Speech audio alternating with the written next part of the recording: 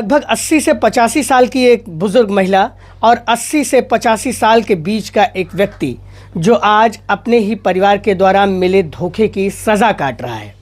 मैं सज़ा इसलिए कह रहा हूं क्योंकि जब कोई व्यक्ति ईश्वर ने उसके साथ इस तरह से किया हो कि उसे जो है कोई आल औलाद ना दी हो और उसके ऊपर से जो उसके भाई पटीदार के लोग हों वही उसके साथ जब दगा करने लगे सेवा करने के बजाय, तो उस पर क्या बीत रही होगी।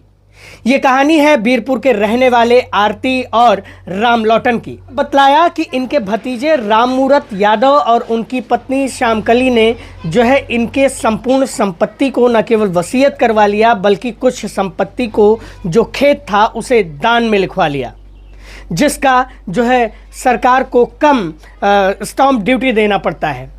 अगर मैं बात करूं बीरपुर चौरसी की इस घटना की तो कहीं ना कहीं इसमें पूरी तरह से ये देखने को मिल रहा है, क्योंकि ये व्यक्ति अभी जिंदा हैं जिन्होंने दान किया है या जिन्होंने जो है इस तरह की चीज़ें की हैं वो अभी खुद जिंदा हैं, लेकिन जो है इनकी बातों को अधिकारी नहीं सुन रहे हैं। ये व्यक्ति लगातार बलरामपुर दौड़ रहा है, पुलिस अधीक्षक से लेकर मुख्यमंत्री तक और जिला अधिकारी से लेकर राजस्व परिषद तक तमाम लोगों को इसने न केवल दरख्वास्त दिया है बल्कि तमाम बार ये जो है यहाँ वहाँ भी गया है जिससे इसे कोई अधिकारी इसे एंटरटेन कर दे और इनको इनकी संपत्ति मिल जाए, लेकिन ऐसा होता दिख नहीं रहा है। ये बुजुर्ग व्यक्ति लगातार पिछले 2 सालों से दौड़ रहे हैं। जो वसीयत हुआ था वो संपत्ति तो अब इनके खाते में आ चुकी है, लेकिन जो दान की गई संपत्ति थी वो जो है अभी भी इनके खाते में नहीं आती है। इन्होंने बताया कि हमें जब बीमार थे हम तो हमें कुछ खिलाया पिलाया गया और जो है हमें लेके गया दवा करवाने के बहाने, और जब मैं कंप्यूटर के सामने बैठा तो हमसे कहा गया कि आपका जो है अल्ट्रासाउंड करवाया जा रहा है, और अल्ट्रासाउंड करवाने के बहाने इन्होंने मेरी संपत्ति दान करवा ली। क्या नाम है आपका? राम लौटन। कौन है जिसने आपकी संपूर्ण संपत्ति को बैनामा करवा लिया और वसीयत करवा लिया? वो कराली नहीं, राम सूरत। राम सूरत कौन है आपके? भतीजा हुए, भाई लड़का हुए। हाँ। तो कैसे आपको ले गए, कब ले गए आपको? अरे वो हमें दवाई हमें सुनते नहीं रहा कुछ। आपकी तबीयत खराब थी तब? हाँ, तबीयत खराब रहा हमार। वो बैठ के अपना पकड़ के अंगूठा लगाई सी। हाँ, हमसे मतलब नहीं, हम सुधिए नहीं रहा मेरे। बहुत बीमार थे आप? बहुत बीमार है। अच्छा। तो किस साल में करवाया ये? किसका मैं नहीं मालूम है। 2022 में करवाया था। अच्छा, तो आपके बच्चे नहीं हैं? हमारे बच्चे नहीं हैं। हाँ। कौन कौन है आपके घर में? अब ये बुढ़िया हम रही थे। हाँ। फिर आपने आपत्ति वगैरह डाली? आपत्ति डाला है तो अब वो हम गए नहीं, जान पाए न को लिए, तब हम आप छोड़ा नहीं। हाँ। आप जब अधिकारियों से मिले कि मेरे साथ फ्रॉड हुआ है, मेरे ही भतीजों ने इस तरह का कर लिया, तो अधिकारी क्या कहते हैं आपसे?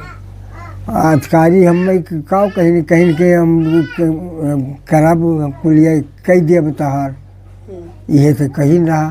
तो 2-2.5 साल से आप दौड़ रहे हैं? कुछ नहीं, अब दौड़ी थे, कुछ नहीं करे थे, पैसा खा लिया था। हाँ। किसी को पैसा भी दिया है? तहसीलदार के यहाँ दिन गया है। कितना रुपया दिया? 10,000 रुपया हम दिया है।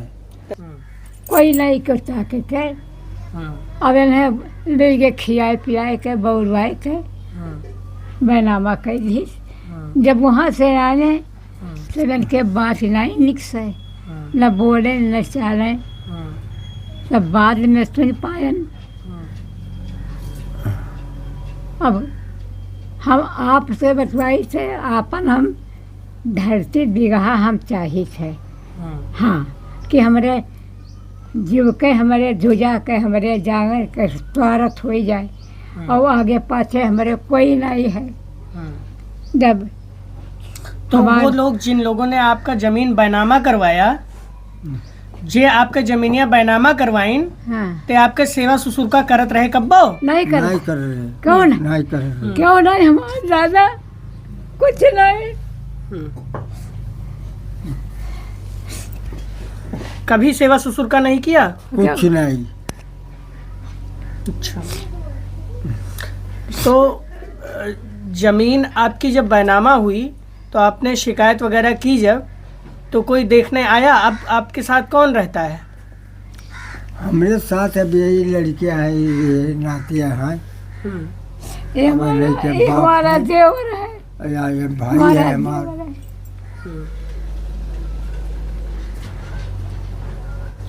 क्या नाम है आपका? हरिराम हरिराम, आप इनके कौन हैं? भाई, भाई इनका क्या नाम है? उनके राम लौटन। राम लौटन के आप भाई हैं। हाँ, कहाँ जमीन है आपके भाई की? किस गांव में? वीरपुर में, वीरपुर चौरसी में, हमें चौरसी लागत है लेकिन वीरपुर में है। अच्छा, कितने बीघे जमीन जो है दान करवा लिया आपके भाई का जो है, और किसने दान करवा लिया? तो 4.5 बीघा किसने दान करवा लिया?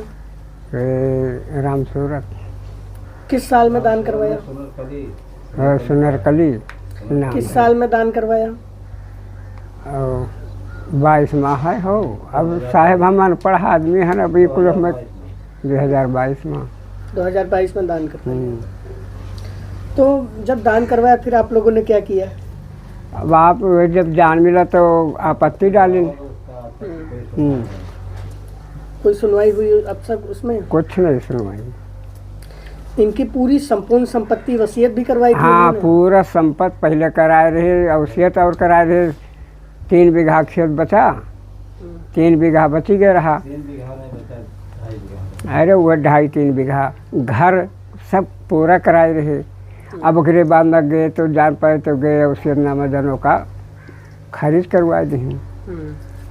वह बचा और 4.5 बीघा दान पत्र में लिखवाए रहे, वह जानो नहीं कटा। अब आप लोग क्या चाहते हैं?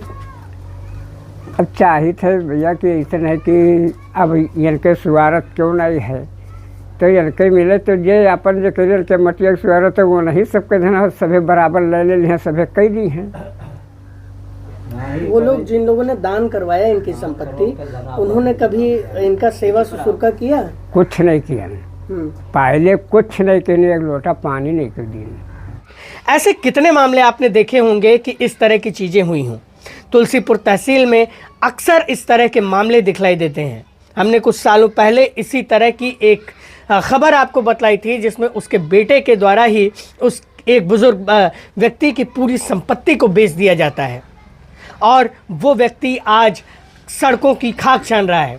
इसी तरह से रामलौटन का भी मामला है। रामलौटन लगातार परेशान हैं, लेकिन कोई अधिकारी इनकी सुनवाई करने को तैयार नहीं है। खैर, इन्होंने अपने बचाव के लिए दीवानी में मुकदमा पंजीकृत कर रखा है। इसके साथ ही इन्होंने एक वाद दायर कर रखा है तहसीलदार और नायब तहसीलदार के यहाँ कि इनकी ज़मीन का जो है, जो बैनामा हुआ है, यानी कि जो दान करवाया गया है, उसे कैंसिल किया जाए। इनके विपक्षी लगातार इनके ऊपर हमलावर रहते हैं, गाली गलौज करते हैं, मारपीट की धमकी देते हैं।